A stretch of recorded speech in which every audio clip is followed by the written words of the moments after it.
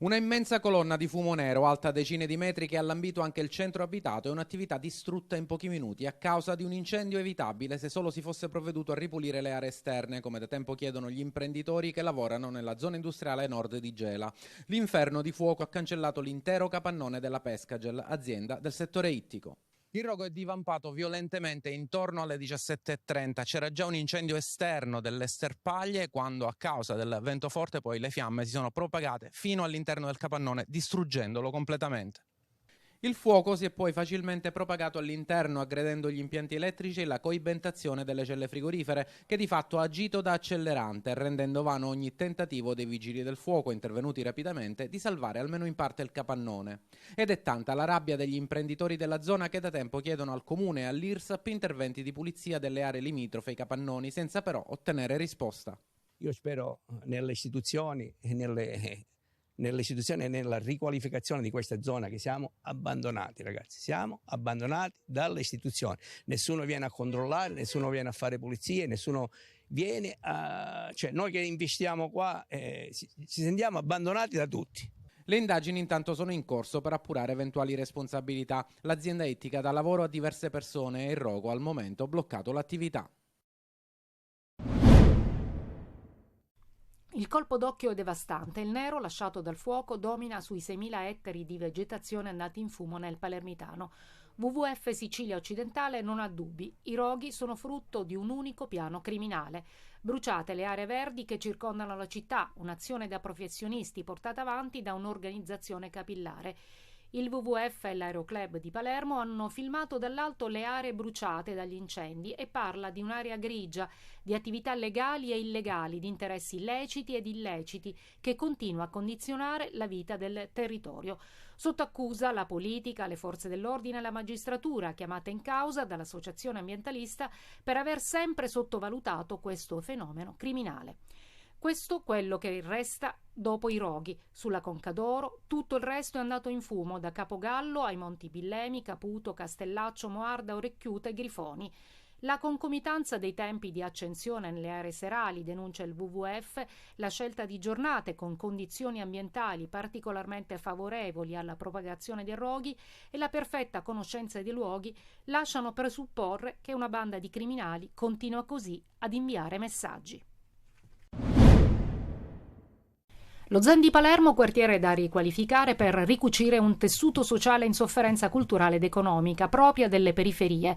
Parte dalla scuola Falcone, travolta dall'arresto il 25 aprile della dirigente scolastica, sospesa e sotto inchiesta per corruzione, peculato e falso. Nella stessa scuola si firma oggi il patto di rete fra istituzioni, associazioni e forze dell'ordine. Noi dobbiamo continuare a credere nelle istituzioni e coinvolgere i cittadini in una forma di compartecipazione e corresponsabilizzazione, e la scuola è un potente amplificatore in questa direzione. La scuola comunque resta un presidio di legalità. Per riqualificare il quartiere o lo si fa tutti insieme o altrimenti, come si fa di solito, si demandano certi interventi d'emergenza alla scuola, non si fa niente. E si guarda avanti e si pensa a potenziare i servizi. L'arrivo degli assistenti sociali in quartiere, proprio dentro il cuore dello Zen 2, ruolo importantissimo in questo momento ancora di più per tante ragioni diffuse legate alla povertà e ai bisogni. Si avvia oggi un percorso di partecipazione che coinvolgerà sempre più famiglie e abitanti dello Zen. È solo questione di tempo. Estimatori del monopattino, preparatevi, RC e caschetto diventano obbligatori. Monopattini elettrici? Non solo vita più difficile per i trasgressori, ma anche nuovi obblighi e costi per chi li usa, a cominciare da targa, assicurazione sulla responsabilità civile e utilizzo dell'apposito caschetto, appena il provvedimento del Consiglio dei Ministri entrerà in vigore. Si contano in Italia circa 550.000 monopattini elettrici, di questi 42.000 dello sharing sono assicurati, per gli altri si tratta di pagare una polizza di almeno 40 euro l'anno. E c'è già chi la definisce una stangata del governo per fare cassa, mentre per molti altri potrebbe essere un deterrente per i monopattinisti spericolati. Ma è una cosa giusta, perché alla fine se fanno qualche danno magari non hanno l'assicurazione, non sono in sicurezza.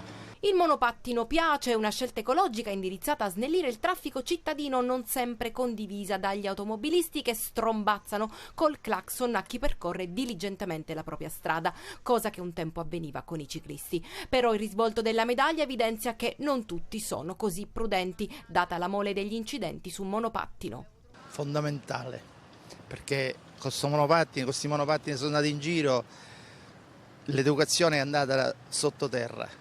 In tutto c'è il pro e il contro.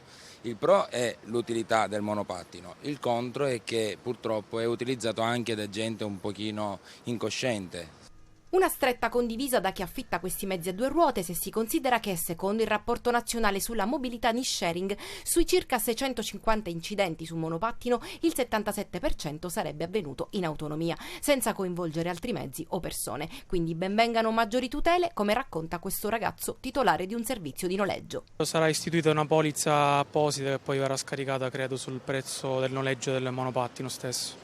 Per molti l'introduzione di assicurazione e casco, soprattutto dell'assicurazione, è un metodo per fare cassa da parte del governo. Voi cosa ne pensate? Ma secondo me non proprio, è un metodo per tutelare chi si trova per strada.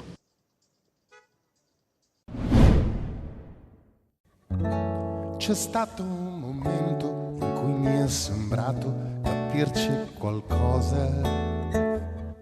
Una carriera strepitosa, ricca di successi, prima con i De Novo e poi da solista. Mario Venuti, chitarrista e voce catanese, torna sui palchi di tutta Italia quest'estate con un tour e 8 tappe. Quella di Gibellina nel Trapanese è stata una fantastica esibizione in uno scenario suggestivo, quello del Labirinto del Cretto, durante un'installazione teatrale con la messa in scena delle favole siciliane di Italo Calvino. È tutto chiaro improvvisamente, dopo un po' non rimane niente.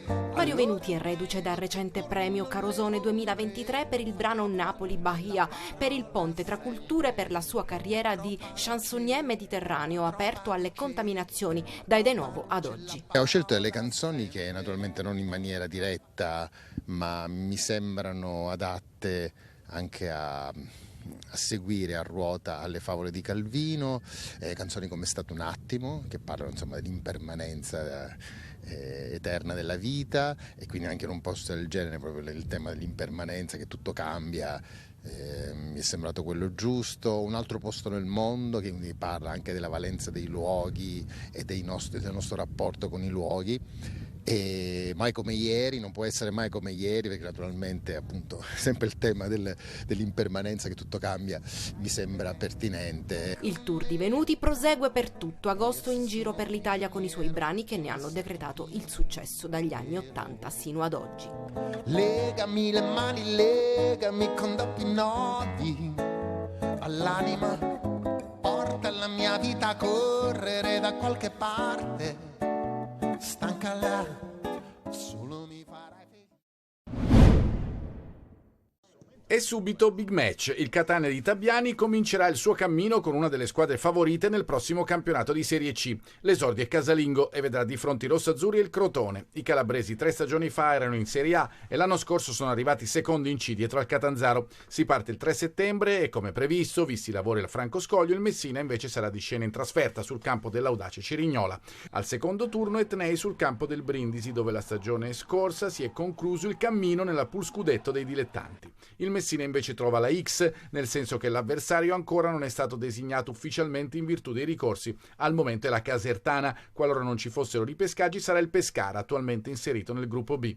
Nel terzo turno Catania di nuovo in casa con il Picerno e Messina, che invece sarà di scena a Taranto. Il 20 settembre, per la quarta giornata, invece i giallorossi ospiteranno la Turris e il Catania viaggerà a Monopoli, per poi ricevere nel turno successivo al Massimino il Foggia, altra big, anche se non considerata fra le favorite d'obbligo. Il Messina invece andrà a Francavilla Fontana. Questo l'avvio del torneo, che per il Catania si chiuderà con un altro scontro di livello. All'ultima, infatti, gli etnei trovano il Benevento, altra grande del girone. Il derby andrà in scena tardi, giornata numero 17, il 10 dicembre si giocherà a Messina, il 14 aprile ritorno a Catania. Le date infine: la stagione regolare si chiude il 28 aprile, dal 5 maggio scattano i playoff, l'11 e il 18 maggio i playout, 4 i turni infrasettimanali e un turno di sosta il 31 dicembre. Dopo aver concluso i ritiri e aver goduto di alcuni giorni di riposo, il Palermo da oggi è tornato a lavorare in vista della prima partita ufficiale della stagione, in programma sabato alle ore 21. Rosanero che si sono allenati a Veronello. Per il Palermo un primo impegno di lusso all'Unipol Domus del Cagliari di Ranieri, squadra neopromossa in Serie A. Corini nelle sue 5 amichevoli ha fatto intendere anche quale possa essere la squadra titolare, aspettando novità dal mercato. Sarà un Palermo imperniato sul 4-3-3 e proprio a Cagliari dovrebbe essere schierato il tridente titolare con Brunori al centro e Di Mariano e Insigne sugli esterni. Mercato, sfuma l'attaccante Valencia. Sembrava ormai virtuale l'arrivo dell'attaccante, ma l'affare è saltato. Palermo che quindi pensa al centrocampo. L'idea è quella di arrivare a Morutan, centrocampista del Galatasaray, capace di coprire tanti ruoli in mezzo al campo e che volendo può giocare anche come esterno. Il Palermo ha chiesto informazioni, ma il club turco, sapendo il potenziale del suo giocatore, chiede poco più di 5 milioni di euro, una cifra molto alta che potrebbe essere aggirata dalla dirigenza rosanero, chiedendo al momento un prestito con diritto di riscatto. Sempre a centrocampo il Palermo ha chiesto informazioni per Santoro del Perugia, club che difficilmente riuscirà a tenerlo, dato che con ogni probabilità giocherà in Serie C.